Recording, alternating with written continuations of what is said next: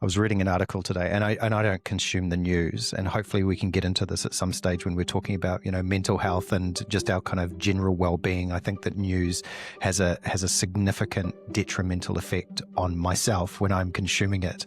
But I was somehow caught into the Google rabbit hole, and it was talking about just the heat in Italy at the moment, and I'm in Italy. I think it was talking about Sicily was hitting 47, 48 degrees, which is pretty much the same as Dubai, which is just crazy stuff. Yeah, I mean, climate change is real. We can only continue to expect, like, Canada has a fire season now, which we, 5 years ago didn't even have. But now there's constantly smoke warnings and fire bans, and growing up, we didn't have that kind of thing. And so I can only imagine, isn't it Qatar somewhere that they air condition the outdoors?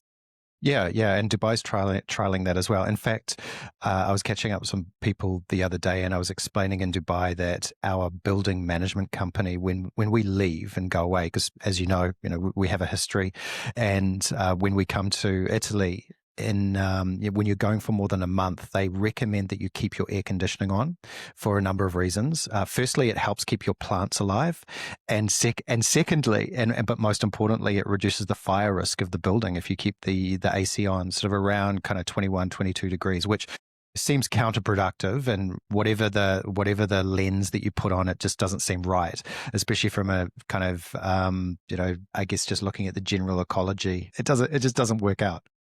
Yeah, I mean, there's a fine line between personal comfort and totally, betterment of the environment and humanity's well-being. Yeah, the future generations. I love. There's an Indigenous quote that I don't know if it's a quote. It's attributed to Indigenous culture, where we're not inheriting the earth from our ancestors; we're borrowing it from our children. Well said. Completely agree. I do try my best to emulate that. So, all of the Save the Turtles things, I use metal straws, try and reduce my carbon footprint. But I do still believe that it's major corporations that are the main reason, and they should hold the brunt of solving the problem that they've created. Yeah. Brianna, it's amazing to see you on camera. And, I think the last time I saw you was in Italy in person. And you just come across so well in what, just so knowledgeable about what your profession is, and you speak so eloquently as well. Thank you You've just recently graduated, is that right? Yes. Yeah. So for the third time, I have 3 degrees now. Yes. So master's degree in counseling is the one I just graduated from 2-3 weeks ago. And I'm now in the registration process for becoming a registered psychologist, and that could take anywhere from 3 to 6 months, and then additional time after that. But yeah, I'm excited to be doing the thing that I have so much training in, and the thing that I love, and actually making a difference in at least the people that I see, a small portion of the world, right? So do you have a specific specialty that you work within? Thanks for asking, Leigh. Yes. No, honestly, these are not leading questions. Well, Zara, my wife, right?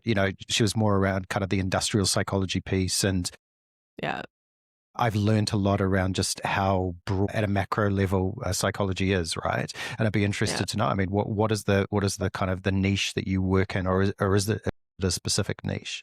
There is a specific niche. Your wife and I have had some very interesting conversations about this. I'm glad to be having this conversation with you now also. My specific focus is neurodivergence. So ADHD, autism, there are other things under that category and umbrella, but I mainly focus on those two just because I have such a deep personal understanding. That's where my education and my background is. It was the topic of both of my master's theses. So it's my passion. It's where I want to make my mark or my difference on the world. When you say neurodiversity, can you give me what's the definition of that? And you talked about how it may manifest itself in individuals, but what's the definition? How broad is that? And what are the methodologies that are sort of built around that? And I guess how is it different? How is it different? Or we can go as deep for as long as you want. But I mean, how does it differ from, say, other specialties within psychology? Help me, educate me. Okay, all right, sure. We'll go from broadest to narrowest, I think, just to give a overview of what's going on. You're the boss. This is all about you. You go as broad, detailed as you want. I just want to learn. You had a lot of deep questions there, so I'll try and hit all of them. So how does what I do differ from general psychology? So you asked about my niche. My niche is neurodivergence. General psychology tackles all things. So from like relationship problems, depression, anxiety, if you're having financial issues, self-esteem issues, body image issues, like criminality, right? You can counsel criminals and get them back into society. There are a number of like hospitals that do like psychiatric cases. So like schizophrenia, any kind of like psychosis, you can deal with any kind of neurological condition. So we tackle everything. And then there's also a broad modality for that. So you can do like CBT, which is cognitive behavioral therapy, dialectical behavioral therapy. I'm not going to name them all, but there are so many modalities with which you can treat these different conditions or issues or problems that people are facing. And neurodivergence is my specific issue that I like to focus on.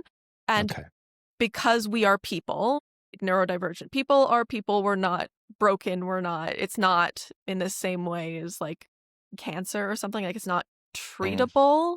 In that, like, we're looking for a cure way. It's treatable in that, hey, there is distress coming from the fact that the world isn't built for you. And so how can we navigate that?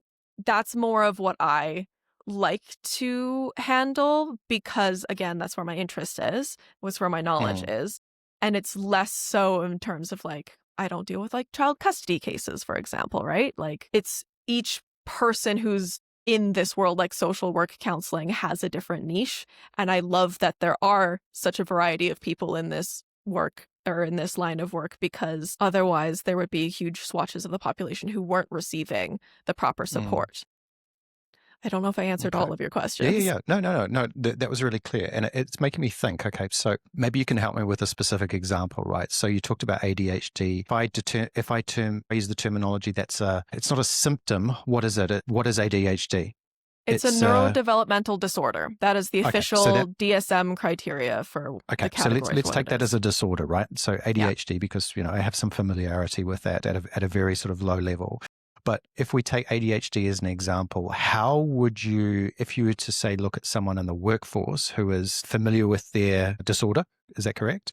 They're familiar with their disorder, they've lived with it into their 20s, 30s, 40s, versus, say, a child who's at school. How would you approach, or how does the methodology define that you approach two very different circumstances, but individuals that are suffering from effectively the same? I'm going to challenge you on the word suffering, just because I think that language does have power. Please do, yeah. So what would be the correct language? Correct terminology? My personal preferences are the general preferences of my community. It is not the official thing. So the official thing is still condition, disability, suffering from, like, struggling with.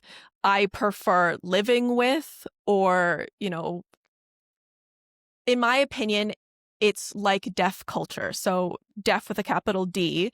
There are people who choose not to use hearing aids, who choose ASL and think that it's a part of their identity and their culture, and they're right because they've chosen that. So in the same way that people love hiking or people love skateboarding, it's like an identity piece that makes you who you are, rather like a disability. But we don't want to necessarily not claim the disability status because we are disabled by our environment, right? That's why there is a condition. It's a significant level of distress, more so than the average person. And we call those neurotypicals. So while I don't believe that it's suffering with, or it's a symptom of, I call them traits. I call them like a part of you. So yeah, that's the language that I use around it. And to answer your question of how do you treat that, or how do you facilitate living in the world with less distress, rather than the term treat, it's neuroaffirming. So that was what my master's thesis was on recently, neuroaffirming therapy. Neuroaffirming. Okay. Affirming. Neuroaffirming. Yeah. So in the same way that you have gender affirming care or racial affirming care, it just means, rather than treating it as something that is broken or something that is less than desirable, which historically gay people, people of color have had to, and women have had to face that kind of discrimination. Neurodiversity has also faced discrimination like that. So Affirming care means bringing back acceptance and validation and normalization of what you're going through in a way that essentially reduces the distress. So we're not trying to cure attention. We're not trying to help you sit still and focus more. We're trying to build strategies into your life that will allow you to function however you want to with lower levels of distress. Brilliant. To Brilliantly get into explained. thank you. To get into your example, like a child, that would be a lot of parent training. That would be a lot of, hey, like, don't tell your child that they're broken. Here's how to support them, and accommodations in schools, things like that. Because a child hasn't had the time to receive all of the negative feedback. So like, you're broken, you're lazy, why aren't you trying hard enough? You'll never succeed at anything. And neurodivergent people hear that kind of criticism like 2 or 3-fold over the neurotypical. So that kind of criticism eventually sinks in. And then to your adult example, if you've lived with this condition, or if you've lived with neurodiversity, because you're born with it, your whole life, and you're in 20, 30, 40s, and you finally discover that you have it because previously you didn't meet diagnostic criteria, which were based on white male children, not necessarily on adult females or people of color, and you discover that this is why you felt different, why you felt othered your entire life, there's a lot of reclaiming of that identity that I do. So a lot of saying, why do you have to do it that way? Why is that Beautiful. the only way that you can be successful? Does that make sense? That's beautiful. Yeah, it makes 100% sense. Brianna, I think as well, when we look at language, right, and I'm so glad that you pulled me up, because one of the things that I really struggle with is, I'm in my 50s, right? So whether it's, and I talk a lot about, my history, right? I've worked in Africa, I've worked in Asia. Mm-hmm. And one of the things that I often think about is that white male perception of life, right? And because I've lived it, it's pretty obvious I've lived it. Look at me. I've even got the gray hair, right? So it's one of those things where you feel as though you have a clean view on life, on the individuals, but then your language often will portray a different view or a different lens that you have, right? And whether that is around the example that you used before around suffering, right?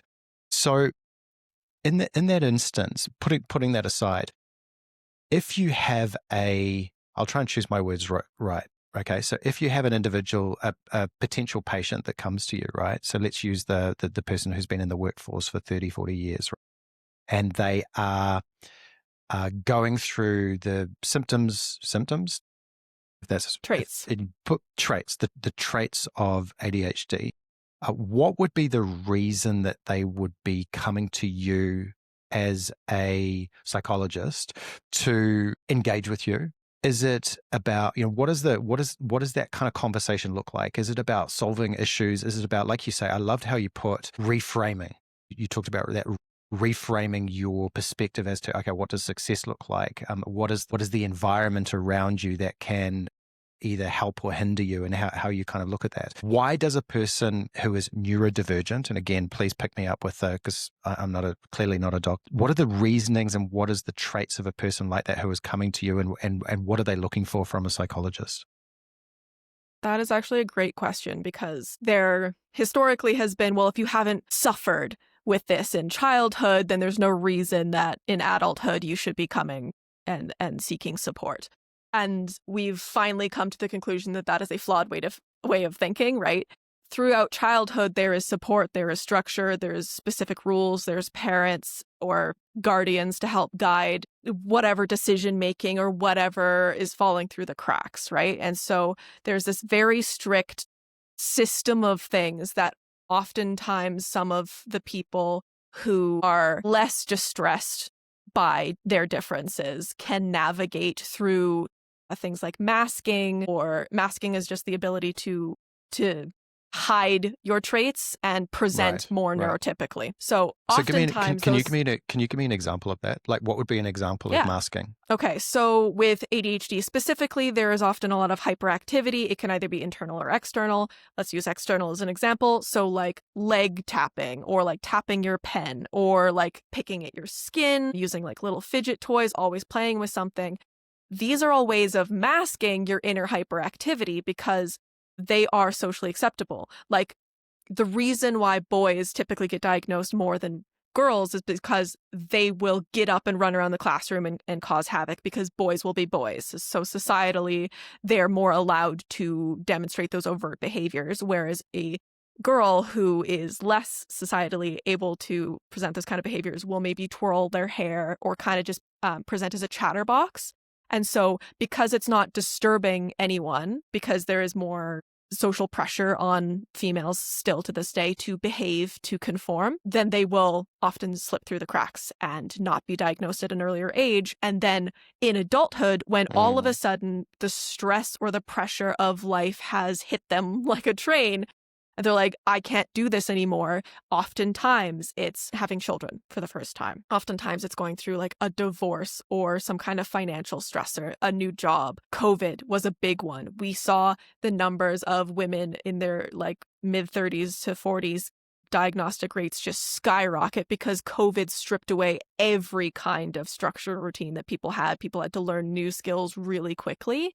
And then they didn't have to socialize. And so without that pressure, a lot of the masking stopped happening and this unmasking process happened. And when the world started again, they were unable to go back to the way that things were because they had all of the structure removed and they were starting to live a more authentic life with less distress. And then they went back and they're like, oh, this is bad. Like, I've been living a whole life like this. And no wonder I was stressed. No wonder I was burnt out. No wonder I was starting to feel the strain and the pressure of living the way I was living. And so they come in, they're like, I don't know what's going on. Maybe it's depression, maybe it's anxiety. And we're like, well, actually, it's neurodiversity. And here are the reasons why, and here's how we can help. Very, very eloquent as always, Brianna. It's completely bang on. And you know what? I want to get to CBT, right? The cognitive behavioral therapy. And you know, I sort of messaged you earlier. And by the way, for our audience, Brianna doesn't know there are no questions that Brianna knows. I just pretty much make it up as we go so we can get that sort of authentic view, which is always the case with my guests. So, but the one thing you do know is I want to talk about CBT and I want to talk about Stoic philosophy and how that can translate into psychology. That's something where, you know, my little mind has been very much focused on recently around sort of nature and Stoic philosophy, really kind of going back to my degree, which was 30 odd years ago in classical studies. But before I do that, you've sort of prompted an idea in my mind. I want to ask you a question, and that revolves around artificial intelligence. Okay. And the reason I say that is I'm listening to you and I'm so engaged with what you're saying. And I just think about this message that you're giving and how much more it is important than, say, a lawyer, a marketer, with all due respect to my lawyering and marketing friends and the legal side, business, running a business, entrepreneurial stuff. It's all great, right? But what we're seeing in my side of the fence of my background, being a CEO, financial services, blah, blah, blah, technology, is a complete disruption of our industry. Now, with that has come a reflection on what's actually really important and who are the people who, again, with all due respect to 99.9% of the people that I work with on a day-to-day basis, our side is getting disrupted for a reason because it can be disrupted. And when I look at the psychology piece, when I look at roles that have a more empathy-based, less, I'm not going to say logic, but less, that can't be automated, that have a much deeper human component on one side, and then roles that you could argue are more manual, are more physical. If we look at, say, you know, trades, etc., you know, whether you want to categorize that more into the male side or female side, whatever. Well, let's not get into that because I'm sure you can sort of tear me apart on that argument. But if we look at the psychology part, you've met my daughter before as well. Mm-hmm. I want to see her doing what you do. Right? Empathy-based, having a real difference in life. What do you think? This is a long question, by the way. You know, I kind of ramble on and blah, blah, blah. This is the best part about having ADHD. I'm following everything that you're saying. So keep going. So good. So let's kind of look at artificial intelligence as it's disrupting my side of the business, but my side of the workforce, but it's actually making your side of the coin more valuable, more important. It's because your skill set can't be automated, right? The knowledge that you've acquired, the fact that what you do and how you interact with your patients, is that okay? We call that them be the correct clients. Clients? Okay, so Yeah. with you working with your clients, tell me on your side when you're looking, having done your degrees, your 3 degrees recently, and being heavily involved in the tertiary institutions, what's the general chatter in the psychology ecosystem around how artificial intelligence is going to or is not going to, impact your industry? Okay, that is a great question. So I'm good at asking questions because I'm not very good at answering them. So that's why I ask good questions. No, it's a Tell great me. question. There was just multiple pieces of it. So the Stoicism piece I wanted to touch on is like We can get to that. reason. Well, I know, but it helps answer my question. So the Stoicism piece that you're talking about is how to live a better life, right? And so that's why my industry and all of the healthcare helping industries are still going, because there is always going to be this question of how do you live a better life? And AI has been brought in to try and answer that question and remove some of the stressors and make life easier so you can go and do poetry or art or music or those more spiritually fulfilling hobbies and interests. But in reality, the reverse has happened, right? It's taking over art and industry and creation and leaving us to do a lot of the grunt work of things. And so in a helping profession, we do use AI.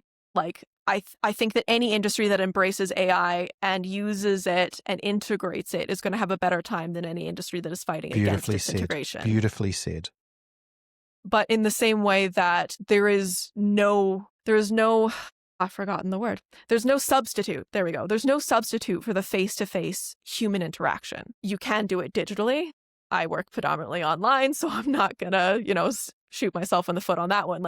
You can still have that kind of human connection digitally. But with AI, you're kind of in an echo chamber. So if you're going and using AI as a therapeutic tool, it's great if you're willing to challenge your own beliefs. But if you are sitting there being like, the world has wronged me, I'm a terrible person, nothing is ever going to get better, AI is just going to take that and feed it back to you. So you're not actually doing any healing. But I use it to write reports and to take away the stressful parts of my job so I can focus more on the healing. So I'm not saying use AI instead of therapy. I'm saying use it as a tool when you need it. No, I completely agree. I mean, that's a really interesting way of looking at it. And that whole piece around the echo chamber is you're completely right.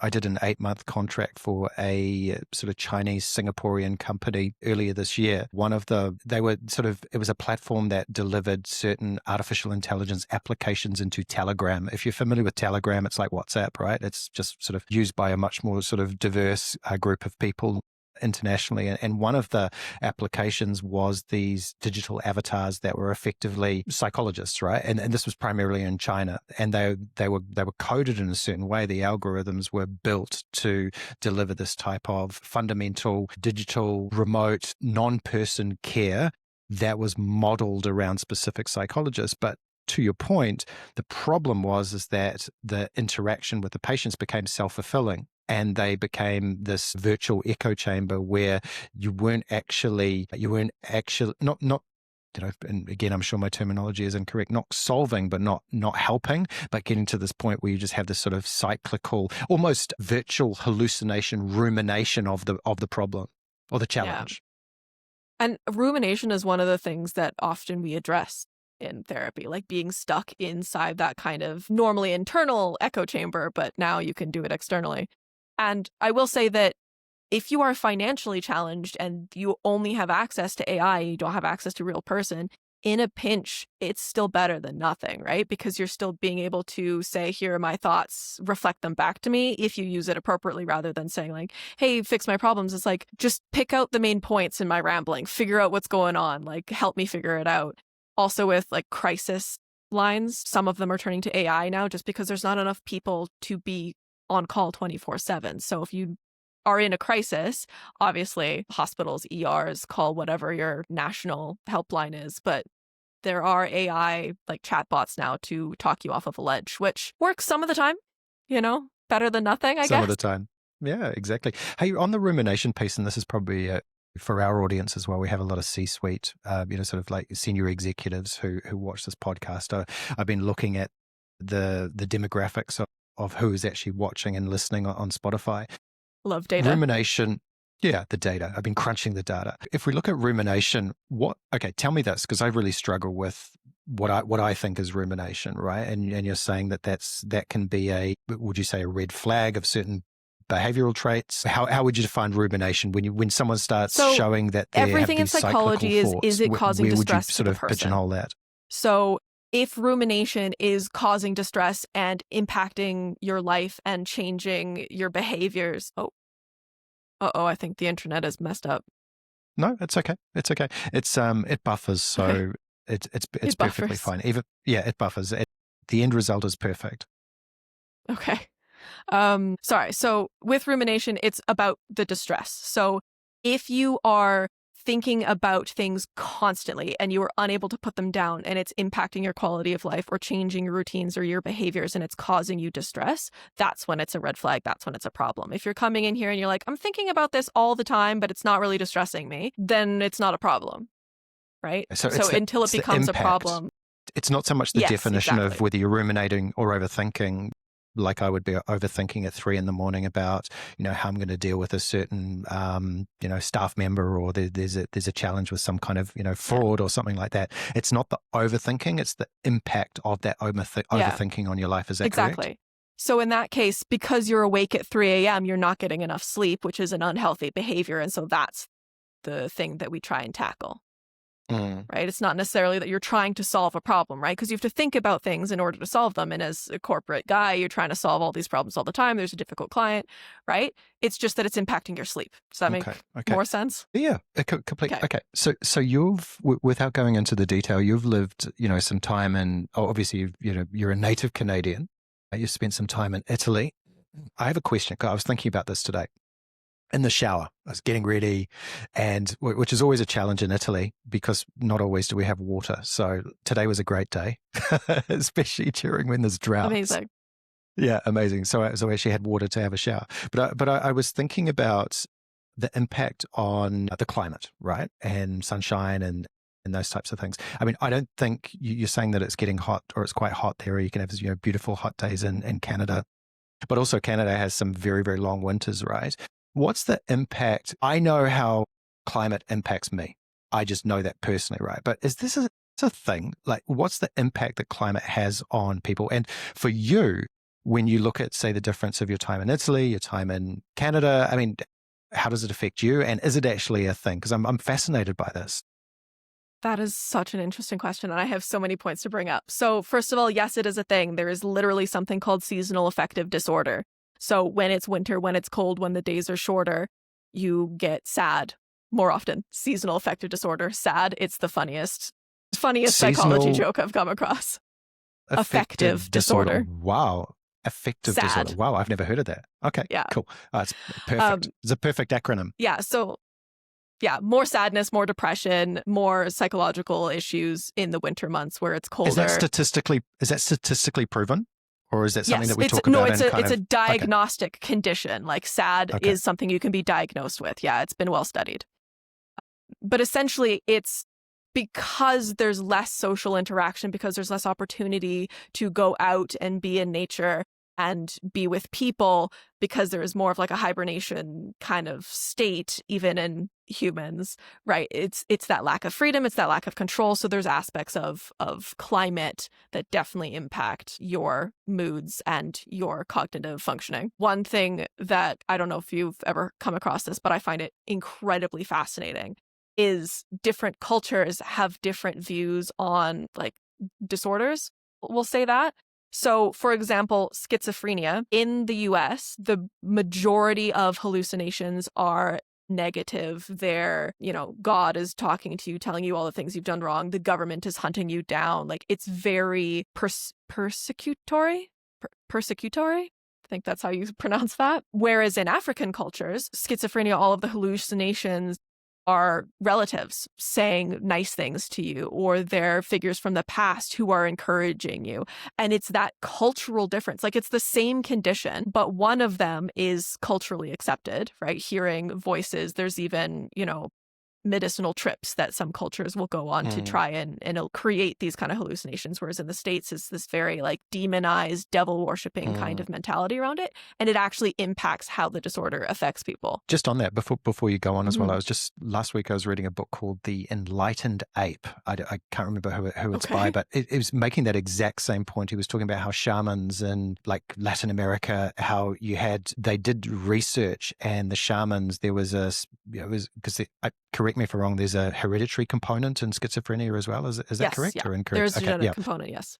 So actually this sort of genetic component, is that correct? The correct terminology? Yeah. So when they actually looked at shamans and the kind of the ethnography of the shaman populace over time, I mean, it was handed down by, sort of generations, etc. But it was actually a form of schizophrenia. But it was very positive. In fact, it was like you were the OG, you were the guy or the girl of the tribe if you were a shaman. So it's fascinating that you have this kind of, on one side, traditional culture, which in so many ways, this book, The Enlightened Ape, was really trying to explain how sort of the traditional model of human living, hunter-gatherer living, and that sort of pure way of living was something that we could learn from and take into our happiness now as people who are living in cities. But that premise was just so it's so black and white when you look at how different cultures approach certain well, this being is careful where with my words, certain, what would it be, certain, help me, conditions. Certain conditions. Yeah. You need to help me, Brianna. Yeah. You're the doctor here. You help me. I appreciate that you are being so careful with your terminology. Also, not a doctor, just two master's degrees. But okay, well, that's pretty close. Anyway. But like, that's pretty good. You were talking about how like you're a white man, but the fact that you're even willing to consider a different opinion means you're one of the good ones. I'm just getting old. It happens. It happens to all of us.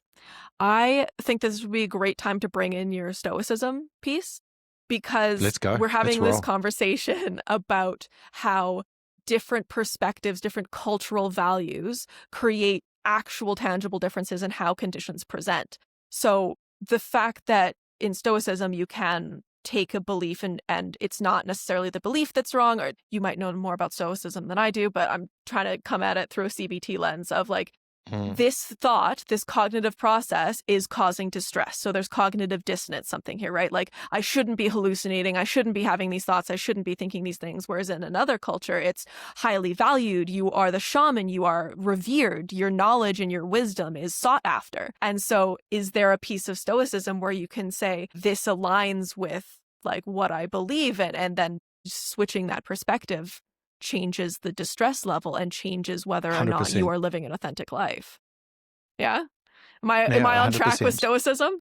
Yeah. I mean, I think the challenge the challenge that Stoicism has is, and again, maybe you can help me here, and around, again, when people are, and I want to be able to sort of get the right terminology here as well. So, the neurodivergent, right? People who are neurodivergent, and when you're looking at your society is not, again, I'm just trying to think of the right terminology, right? When you were saying about society is one of the factors that exacerbates the challenges of the neurodivergent, right? You said that beautifully. That's exactly it. Okay, so you'll figure out where I'm trying to go in a moment. So it's not only, but I'm not tiptoeing around the words, I just want to get them right. But it's also trying to get to a specific point, and it's a metaphor. Actually, I was telling Zara this metaphor the other day. It's a metaphor within Stoicism around how we get to living a good life, a great life, how we get to being a good person, which, like you said, is living a good life is one of the main cornerstones of Stoicism. But this metaphor, again, you'll see where I'm going to get to.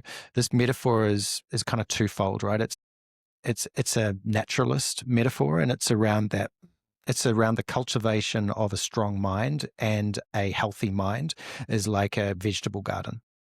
And that vegetable garden is, you need to give it the right fertilizer, you need to look after it, you need to plant the right seeds at the right time, et cetera, et cetera. So as you know, Stoicism is very much intertwined with the natural environment and the harmony within nature. Now, if we think about our mind as this piece that we need to cultivate and we need to grow and we need to look after to get to live a good life, that's one of the first premises. But the second part of the metaphor comes back to, and this is where I'm trying to get to your point around this kind of external effects with people who are, operating or living as neurodivergent, right? Now, the second part of the metaphor is how you fence that garden, right? Because you can cultivate this garden, this mind, all you want. But if you don't fence it right from pests, from external factors, from, the neighbor who wants to come and steal your aubergines, the cingale, which are the wild boar here in Italy. If you don't fence it correctly, there's no point in, cultivating this beautiful garden. And that metaphor of the fence is actually how you interact with the outside world, right? And that outside world can be the news that you consume, the people that you're interacting with, and to your point around society's constructs around how it affects us. So coming back to this kind of piece, I think that's the challenge. I think I'm not saying that you're saying this, but it's easy to go, okay, if we use the shaman example, you are revered in one society, but you're lambasted in another society for being a particular way. But it's the construct, it's the effect of society that is so hard to fence out to keep a healthy mind. That's where I was trying to get to. So I'm interested in your thoughts on that rambling from me. This is essentially where neuroaffirming therapy comes in. We tackle all kinds of things, cognitive distortions, etc. But the neuroaffirming piece is essentially building that fence, to use your metaphor, of instead of letting the fence be built for you, and so all of your garden is withering and rotten because the fence is for someone else. It doesn't fit you. Instead, it is this concept of, I don't accept that I'm broken. I don't accept that I'm lazy. I don't accept the way society views me. Instead, I build this celebration fence, a celebration of culture, celebration of identity. I am unique. I do have unique strengths, have unique challenges, but I accept those and I accommodate for them. So it's not about trying to defend against anything. It's just creating, part of Stoicism, I think, is being able to control what you can and release Absolutely. What you can't. 100%. So releasing what society expects of you, releasing what society has labeled you.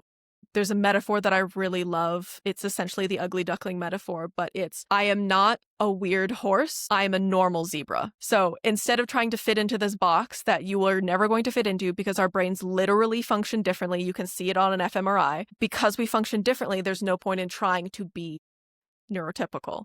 Instead, we celebrate neurodiversity, and that's where the neuroaffirming comes in, and that's how you build your fence and cultivate your garden and live your best life as an authentic you rather than an inauthentic what society wants you to be. Yeah, that makes complete sense. Another one that I heard is you can't ask a fish to climb a lamp pole or something like that. And you know what? I'm really starting to wonder, as I'm getting a little bit older. The other day I had a call and it took half an hour, right? It was just a very, very simple call with a client in another jurisdiction.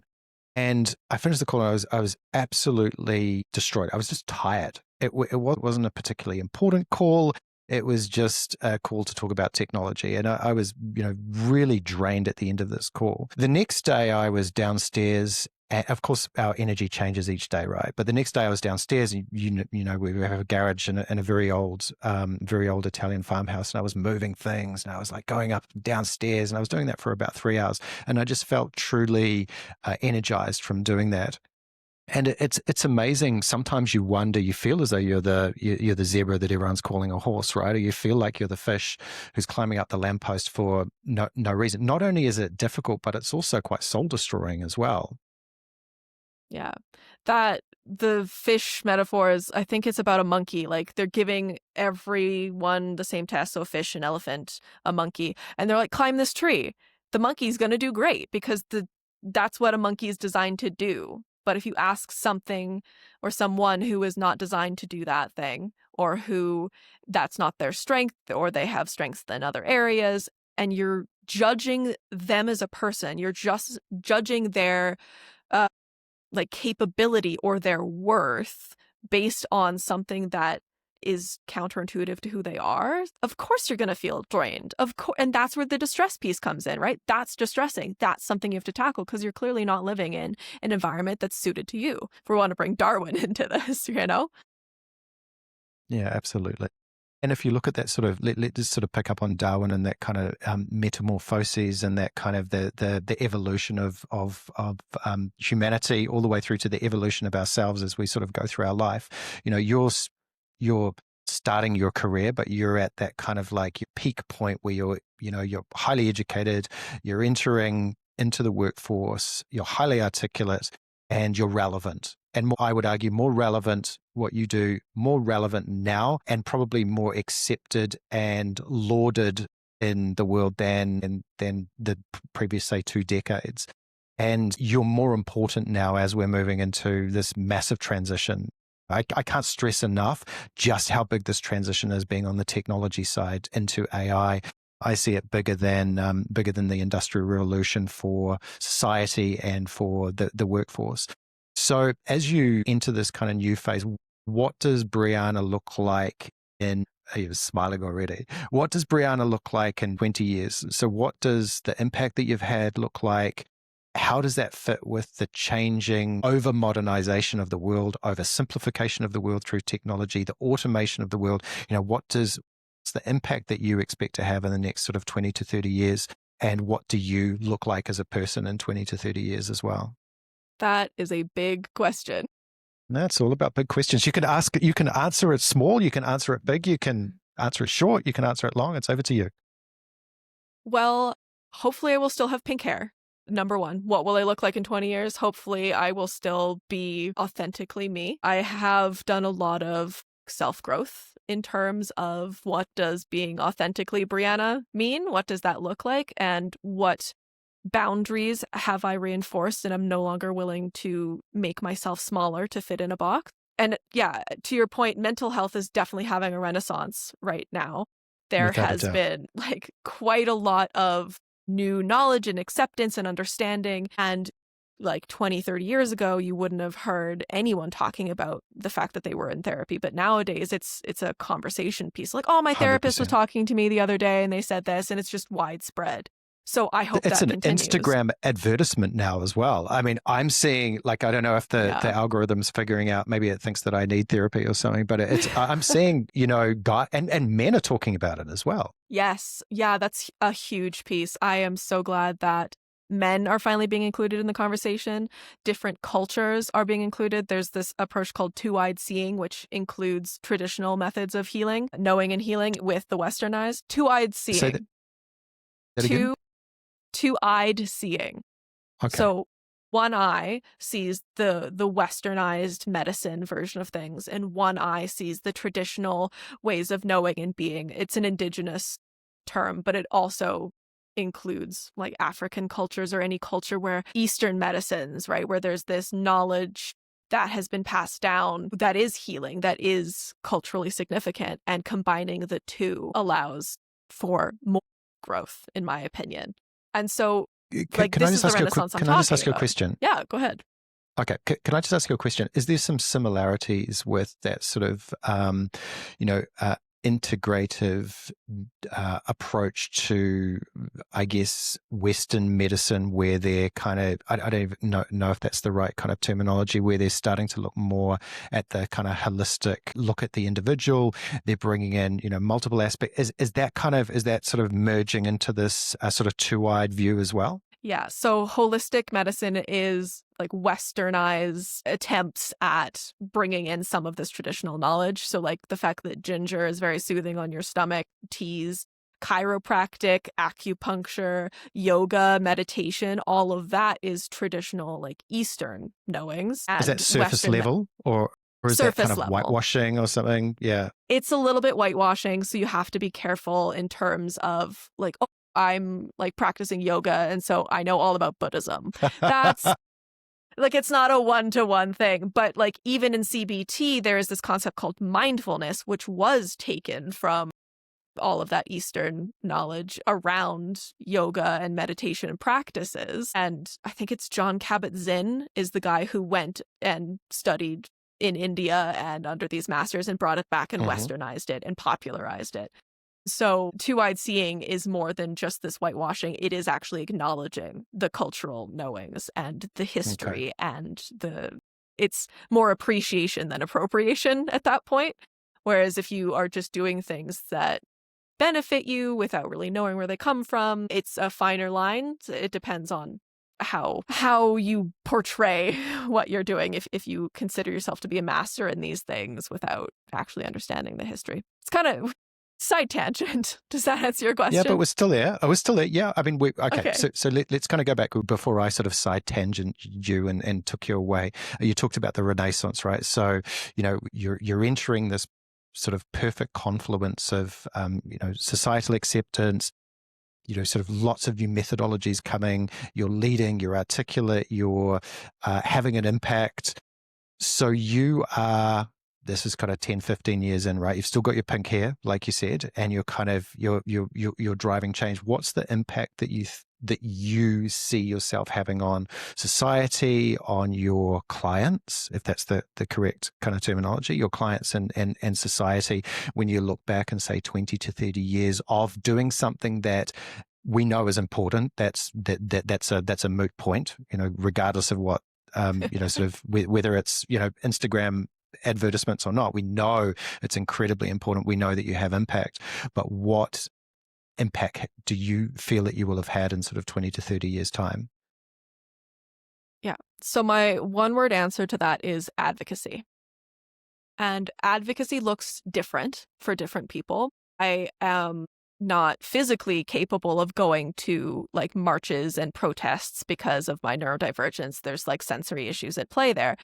Where my advocacy comes in is in the educational side of things. So I want to bring understanding. I want to bring awareness. I want to bring political or policy change. So we live in a society that doesn't discriminate, that allows for accommodation. There's this concept called universal design, where you design society for the lowest common denominator of person, and then everyone else benefits. So, for example, like the dips in sidewalks that allow wheelchair users to access the sidewalk rather than just having a curb. That is an example of universal design. And so I want to be a force for change when it comes to neurodiversity and acceptance and inclusion. And that starts with modeling. So that's why I still want my pink hair. Like I want, like 20, 30 years ago, pink hair, tattoos, that's seen as so unprofessional, right? And you would never consider trusting a source of someone who looked so alternative.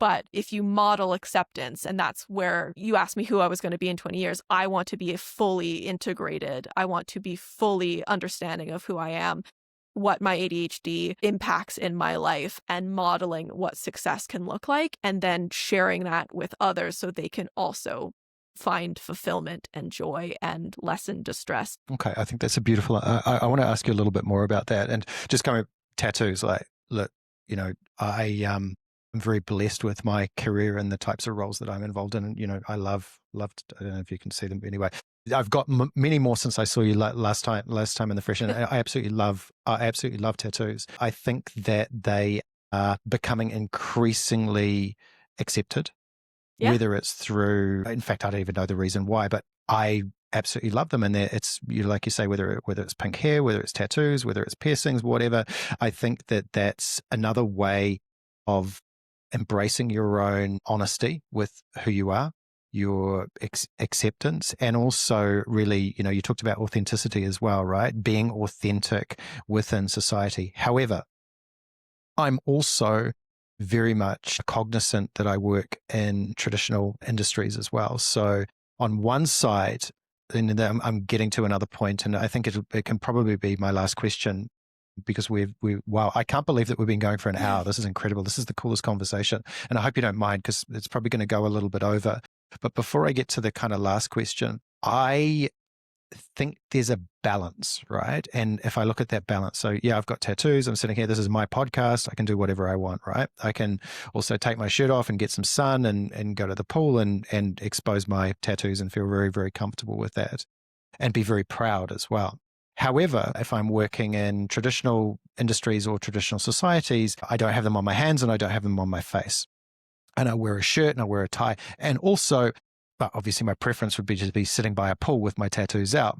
But the reality is I'm also very, very comfortable wearing a suit and tie and being my authentic self as well.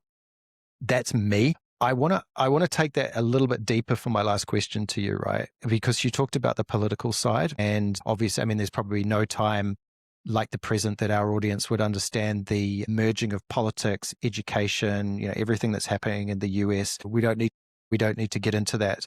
If we look at, I love the sigh. But if we look at that kind of that situation of you talk about being an agent for change. I paraphrase that, right? But you want to have an impact. You see that's a mission, and that in 20, 30 years you will have been, obviously, I'm sure you will have been successful at having impact there. But how do you be Brianna, the impact for change, the political force, the pink hair, the whether it's on campus, whether it's at the local central government level, whatever that is, how does Brianna, the person for political change, also have impact at the individual level or at the client level as well? And the reason I ask you that is because that's something I really struggle with as well. So, whether it's me, like these podcasts are all designed to just tell interesting stories and listen to alternative views, right? Which in many ways is the opposite of what the type of role that I do, which is CEO of highly regulated, highly boring, stiff businesses, right? But it's my outlet. And I struggle with that a little bit. And there's perception, there's your own internal thought. How does Brianna manage that with having the impact at the personal level and applying your skill set, which is what you've got 2 masters for, and you've spent all of this time at an individual level, but at the same time, Brianna, the brand for political change and for the betterment of neurodivergent clients? Yeah. Again, you just asked great questions. I'm going to jump back to a point you said earlier and then jump forward. So you said, how can you be authentic and how can you model that? And you gave yourself as an example. And I want to just acknowledge that it does require a level of safety, right? Like, we are both white. And so therefore, being a little bit alternative I'm kind of more pink, especially with the sun. So I'm joking. Sorry. Right. Over to you. Lobster kind of. Yeah. Gotcha. Yeah. Sorry to interrupt. No worries. But my point is that we do have a certain level of safety, right? There is a certain level of education. There's a certain level of socioeconomic status and race that we can fall back on as safety. Me as a woman, me as a neurodivergent person, me as a queer person, that all removes some of those layers of safety, right? And so in order for me to model this and propose advocacy and change, there is a certain level of safety that I have, that I am able to do that. And I must be the voice for other people. And so when you asked that question, I was thinking big picture. But for me, the answer to the individual is so simple, because I listen. I have clients, they come to me, there's no place where they've ever felt as understood, as heard, as seen, as validated as they do when they talk to me or colleagues like me. And so at the individual level, I am already seeing change. I am, months into seeing clients at this point. And I have had such positive feedback just from seeing people's transformations in front of my eyes. And so that is the piece that I find so fulfilling about my career, my job choice, is that I can see on the individual level that I am making change. I already have left a legacy on the world. I've already changed people, individuals. But in terms of legacy, in terms of what would I like to do, it would be on a bigger scale. But if all I ever manage to succeed is changing the lives of a few people for the better, I will have still left this world better than I found it. And that is my ultimate goal.